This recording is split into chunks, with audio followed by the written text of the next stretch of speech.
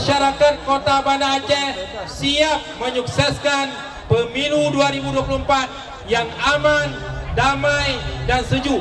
Kota Banda Aceh, yes, yes, yes. Saya ucapkan terima kasih atas kehadiran seluruh Forkopimda dan para peserta pemilu. Jadi alhamdulillah hari ini kita sama-sama berkumpul di Car Free Day ini.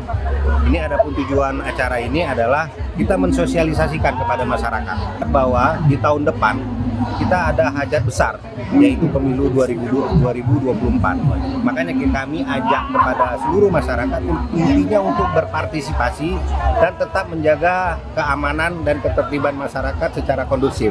Ini menjadi semangat juga buat kita dan sebagai bukti bahwa pemilu ini memang siap kita laksanakan. Apalagi waktunya sekarang sudah kurang dari 1 tahun lagi. Yang paling penting daripada pendataan itu adalah menjaga keamanan dan ketertiban. Karena biasanya pada saat pemilu itu ada ancaman-ancaman yang biasanya dari luar. Insya Allah Kota Banda Aceh aman dan kembali.